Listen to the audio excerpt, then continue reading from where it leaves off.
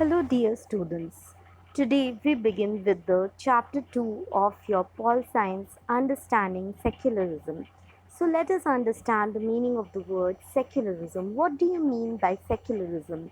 In general, we have studied earlier that secularism means separation of religion from political, economic, social, and cultural aspects of life. So, when we separate religion from state, that can be referred to as secularism. Secularism, in brief, means that the state shall not have any official religion, or it shall not endorse any religion, nor shall it be biased against any religion. For example, as we studied in the previous chapter, Nepal has a official state religion of Hinduism. Then the countries of UAE, Saudi Arabia, etc., they have the state religion as Islam, but India does not have any state religion, hence it can be called a secular country. In fact, USA also is a secular country as it does not have any state religion. Can you think of any other country which is secular? Please try to find out name of any two more countries other than India and US which are secular. So, the Constitution of India states that India is a secular country with no state religion, and the state must recognize and accept all religion equally.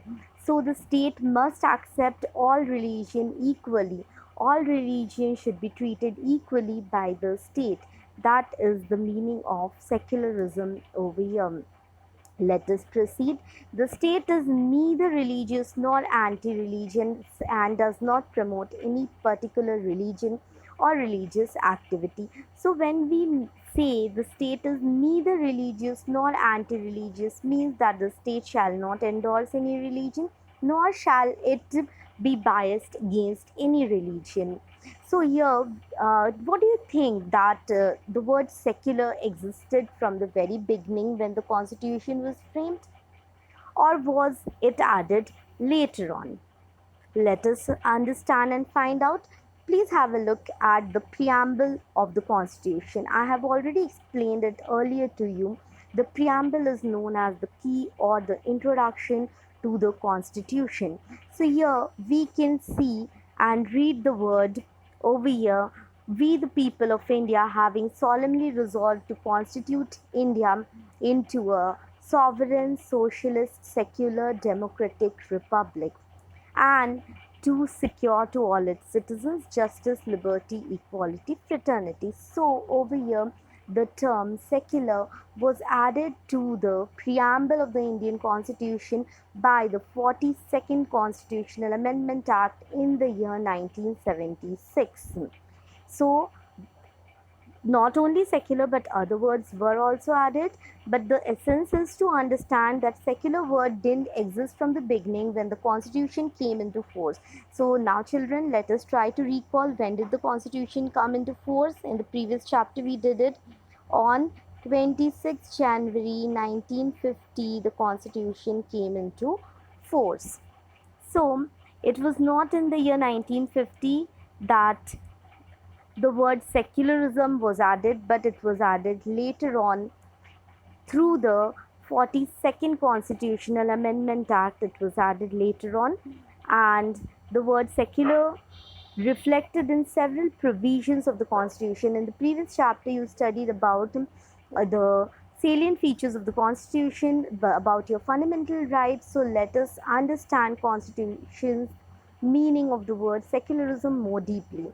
So, Article 14 of the Constitution, which grants equality uh, before law and equal protection of law to all citizens, irrespective of their religion, caste, etc. So, over here we can see that the Constitution secularism is reflected in Article 14. Then, Article 15, which prohibits any discrimination on the basis of race, religion, sex, caste, or place of birth. This also reflects the provision of secularism. And Article 25 to 28, they guarantee the right to freedom of religion, including the freedom to practice, profess, and propagate any religion. This is what we studied in the previous chapter when we were doing the fundamental rights. So, Article 25 to 28, it guarantees any citizen to practice any religion of their choice or not to practice any religion, to change the religion if they desire.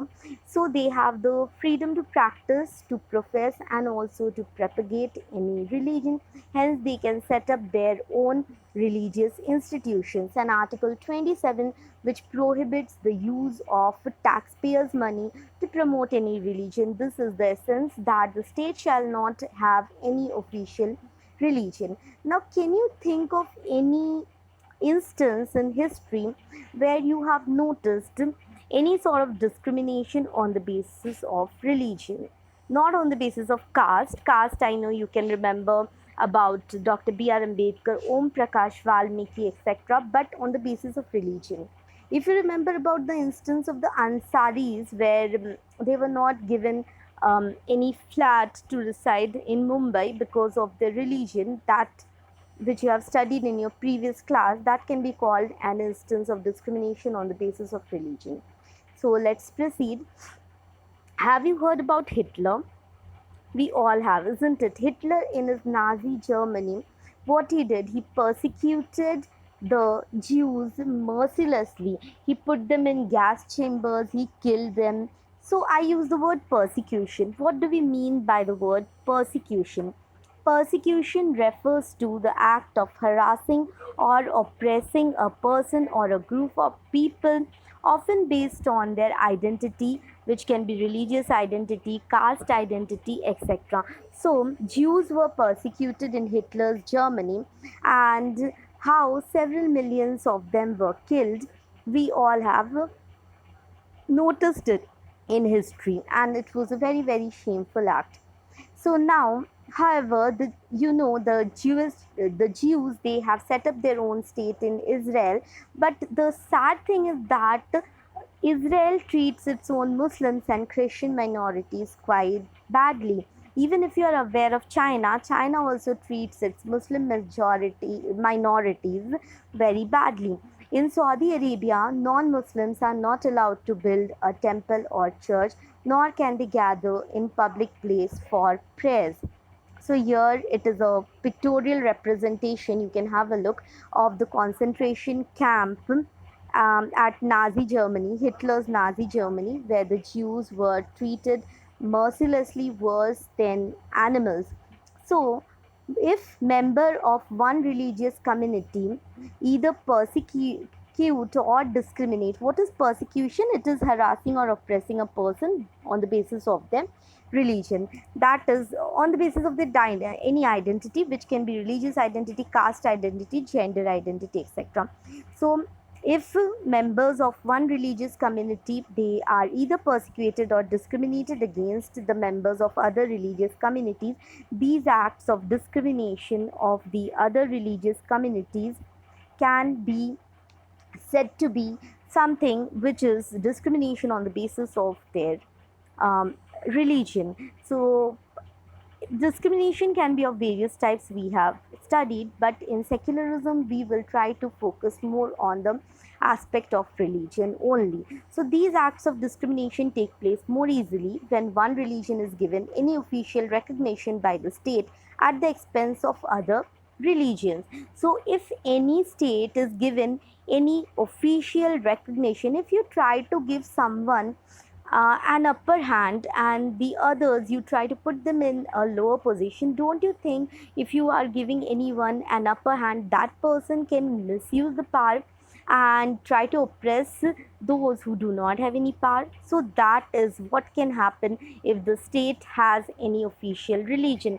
Those who are endorsed by the state, the religion that is endorsed by the state, will always try to subjugate and oppress the people who do not get this sort of recognition by the state. So what is secularism? According to the Indian Constitution allows individuals the freedom to live by their religious beliefs and practices as they interpret these. Means my religious belief may be different from that of yours, but no one can intervene in that. Maybe I want to follow a set of practices.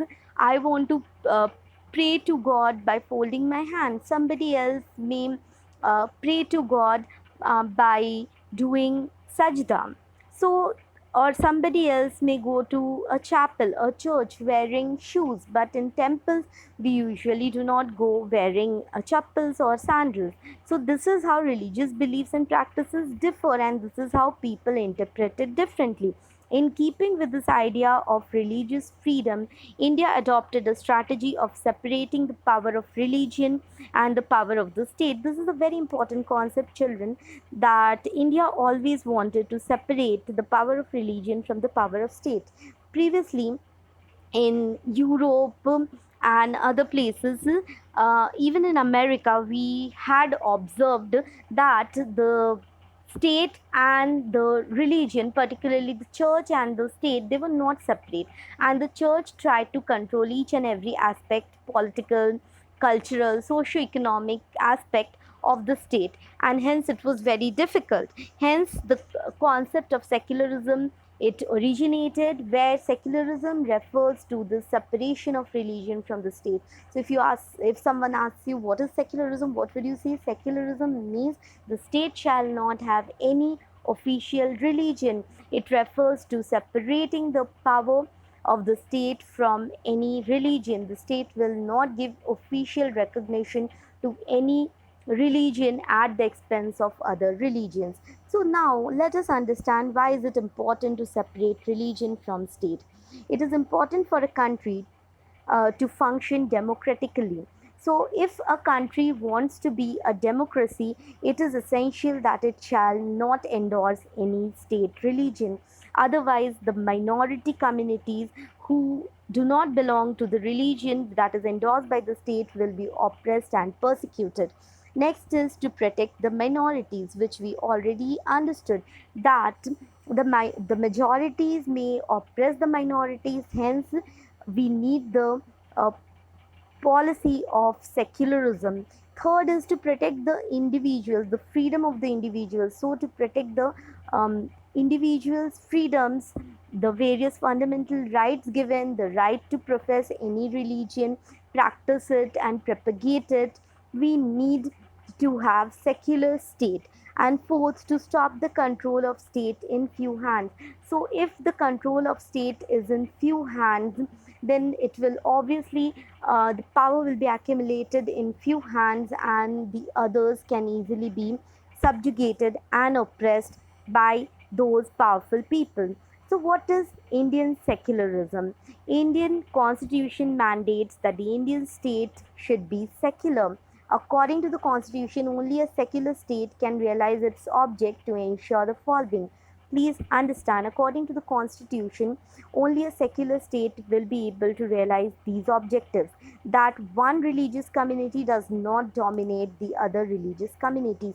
One religious community should not dominate another. So if one religious community is dominating other, then the state cannot be called a secular state. It happens at many places. I talked about China, I talked about Saudi Arabia. There are many other such examples where the majority community, they always dominate the other. They do not let the other people freely practice their religion. But that is not the case of a democracy like India. Second, that some members do not dominate the other members of the same religious community. Now, please try to focus on the word same religious community. So, when we say same religious community, some members do not try to dominate the other members of the same religious community. Why do you think members of one religious community will try to dominate other members belonging to same religious community? Can you think of an example over here? The best example that we can think here is untouchability. So, untouchability has been legally abolished by law. We are aware of that, isn't it? But We know that untouchability exists in Hinduism, where the lower caste people are discriminated or and oppressed by the people belonging to upper caste. So this can be called to be domination of the members of the same religious community. Now, moving to the third point, that the state does not enforce any particular religion, nor does it take away the religious freedom of individuals. So, the state should not endorse any particular religion, nor should it try to take away the religious freedom of any individual. Uh, so, different religions, they have different beliefs, and according to that they practice their religion. They have their different set of beliefs. So the state will not enforce any particular religion on all the people, that the state will not say that you all have to follow these practices because it is endorsed by the state, nor shall the state take away the religious freedom of any individual. The best example over here can be understood in India. All religious communities, they have the freedom to wear whatever they want. They can wear the dresses, eat the foods of their choice, but the same is not in the case of other countries. Have you heard about France, which very recently tried to impose certain restrictions on headgears, scarves, hijabs, etc., which were worn by the people belonging to the minority communities? So that is how the state can try to enforce any particular religion or take away the religious freedom of the individuals. Now let us understand how the Indian state works in various ways to prevent the above domination. First thing, it uses a strategy of distancing itself from religion. The Indian state is not ruled by a religious group, nor does it support any one religion. So, India is a beautiful country where we see unity despite so much of diversity. We are aware of our unity in diversity, we know that. And we see so many instances starting from the beginning where all Indians came together to fight against the Britishers despite all diversities. So the Indian state is not ruled by a religious group. There is not a particular religious group which exists. We have so many religious entities residing here. The state shall not support any one religion. In India, government spaces like laws, police station, government schools and offices are not supposed to display or promote any one religion. So let us have a look at this picture. This is from your book. So over here there is a government high school, and in government high school no religious functions are celebrated so as to give equal importance to the people who come and study from various religious groups. Second point, the state in India, secularism works to prevent the above domination through a strategy of non interference. Now, please understand, the first point was distancing itself from religion, means the state will not interfere in any religious matter, it will not endorse any particular religion. The second is the Indian state works to prevent the above domination of the majority through a policy of non-interference. So this Indian state will not interfere in any religious matter of any citizen residing here. This means that in order to respect the sentiments of all religion and not interfere with the religious practices. Example, we can look here wherein you can see the members of Sikh communities. We all know that they wear a pagdi and they are not required to wear helmet. So this is an exception which has been given. But you can see that the state is not interfering in it because it is the religious freedom which the state respects.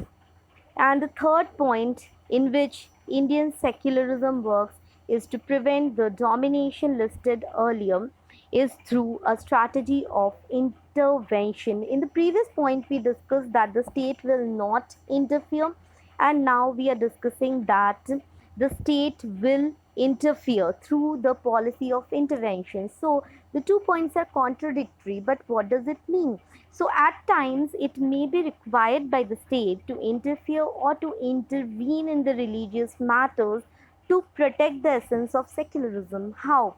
We discussed earlier about the point of untouchability. Untouchability was a practice which was prevalent in the Hindu society, but it was totally against the fundamental rights, it was totally against the individual freedom. So, what the state did, the state tried to do away with it. So, untouchability has been legally abolished. We are aware of it. So, to abolish it, the state had to. State here means the state, that is India. State had to do away with the practice of untouchability. So, I hope I'm clear. Today we discuss about what is secularism, when it was added through the 42nd Constitutional Amendment Act, how in other instances we can see where people are persecuted on the basis of their religion, and what is the concept of secularism according to our constitution, which means separation of the power of religion from the power of the state. Why is it important to separate religion from the state? To protect the right of the minorities, to protect the freedom of the individuals, to stop the control of the state in a few hands, and to function democratically. And then we further understood how the Indian state works to prevent the above domination, the domination of the minorities, by distancing itself from religion, through a strategy of non-interference, and through a policy of intervention. So I hope I'm clear.